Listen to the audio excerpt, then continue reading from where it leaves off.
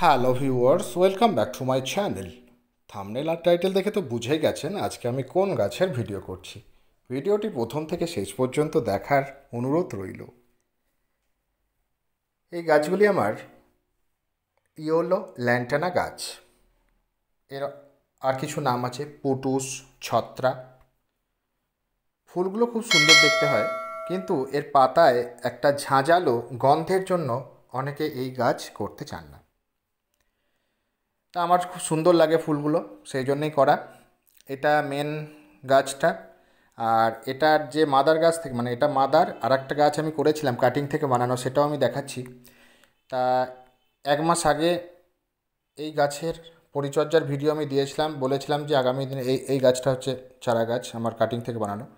তা আমি বলেছিলাম যে আগামী দিনে প্রচুর প্রচুর ফুল মানে ফুটবে, প্রচুর ফুলে ভরে যাবে। তা দেখুন, আজকে আমি এই ভিডিওটা আপডেট সহ হিসাবে নতুন বাগানীদের কাছে তুলে ধরছি, যে অন্তত আমাকে একটু ভরসা করে আপনারা গাছ করা শিখুন, গাছের পরিচর্যা করুন, গাছের যে সমস্যার সমাধান সেগুলো আপনারা আমার ভিডিও দেখে করুন।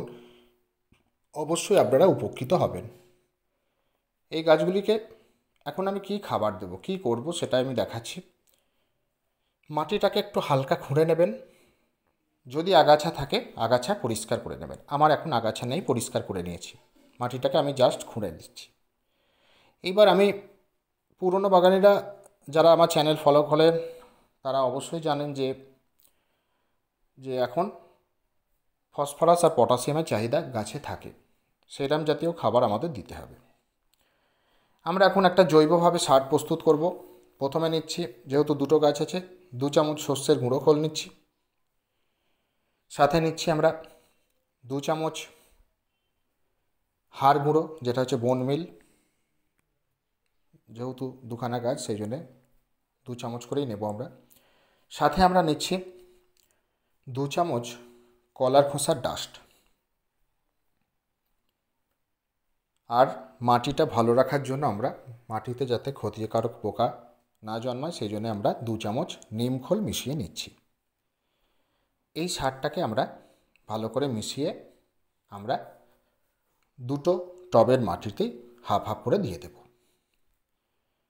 তাহলে কি হবে, এখানে যে বিশেষ করে যে ফসফেট বা ফসফরাসের চাহিদা পাবে হচ্ছে, মানে যে সোর্স হচ্ছে এই যে হাড় গুঁড়ো, আর কলার খোসা থেকে পাবে হচ্ছে পটাশিয়াম।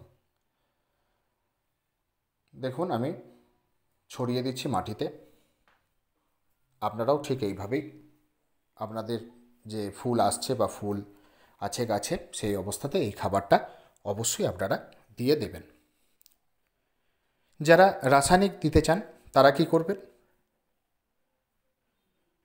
2 চামচ নেবেন যে সিঙ্গেল সুপার ফসফেট, 2 চামচ নেবেন লাল পটাশ, মানে 4 চামচ, দুটো পটের জন্য বলছি আমি। সেইখান থেকে 2 চামচ, মানে 1 চামচ এই পটে দেবেন আর 1 চামচ দেবেন এই পটে, টবের কিনারা দিয়ে ছড়িয়ে দেবেন। খেয়াল রাখবেন যেন গোড়াতে না পড়ে, যেহেতু রাসায়নিক সার। আগের দিন অবশ্যই মাটিটা ভিজিয়ে দেবেন, পরের দিন সারটা দিয়ে জল দিয়ে দেবেন, যারা রাসায়নিকভাবে দিতে চান। আমি এটা জৈবভাবে দিলাম। এইবার এটাকে ভালো করে মাটিটাকে মিশিয়ে দিচ্ছি দুটো পটেই। আমার মাটিটা ভিজে আছে, আগের দিন ভিজিয়ে রেখেছিলাম, প্লাস সাথে আমি আবার এটা মিশিয়ে দিয়ে আমি জল দিয়ে দেব। নতুন বাগানিরা বেশ হাতে ধরে শেখাই আমি, অবশ্যই শিখুন। আমি তো প্রত্যেকটা ভিডিওতেই বলি, এই দেখুন জল দিয়ে দিচ্ছি আমি, যে অন্তত একটুখানি বড় ভিডিও না হলে ভালো করে শেখানো যায় না।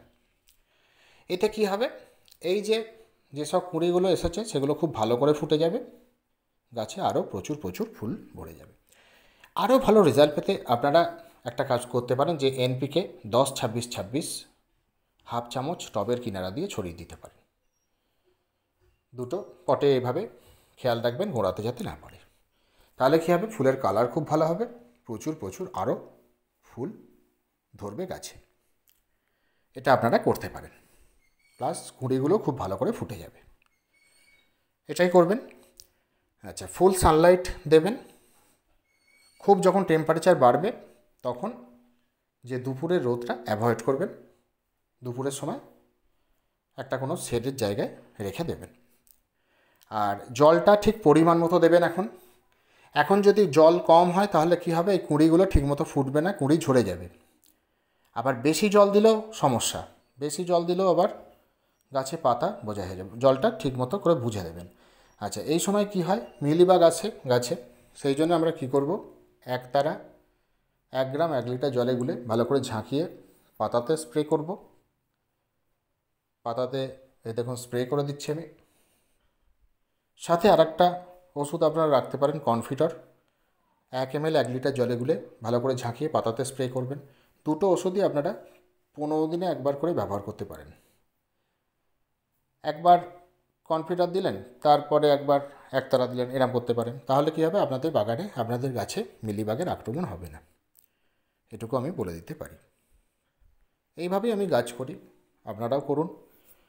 জৈবভাবে আপনারা একটা লিকুইড খাবার প্রস্তুত করুন, যেটা হচ্ছে কলার খোসার জল বা আপনারা পেঁয়াজের খোসার জল, এটা আপনারা করতে পারেন। তাহলে কি হবে, এই দুটোই জৈবভাবে পটাশিয়ামের উৎস। পটাশিয়াম পাওয়া মানে হচ্ছে গাছে কুঁড়ি আসবে, কুঁড়িগুলো খুব ভালো ফুটবে, খুব ভালো ফুল হবে, ফুলের কালার খুব ভালো হবে। এটা অবশ্যই আপনারা 7 দিন অন্তর ব্যবহার করুন। তা মূলত আমার এই আপডেট ভিডিওতে নতুন বাগানিরা খুব উপকৃত হবেন, আমার প্রতি একটা আপনাদের বিশ্বাস জন্মাবে, সেই জন্যই আমার এই আপডেট ভিডিও। আশা করছি ভিডিওটি আপনাদের ভালো লেগেছে। যদি ভিডিওটি ভালো লেগে থাকে অবশ্যই লাইক করুন, বন্ধুদের সাথে ভিডিওটি শেয়ার করুন, কিছু জানতে আমায় অবশ্যই কমেন্ট করুন। যারা চ্যানেলে নতুন তারা চ্যানেলটি সাবস্ক্রাইব করে পাশে থাকা বেল আইকন প্রেস করে দিন। Thank you.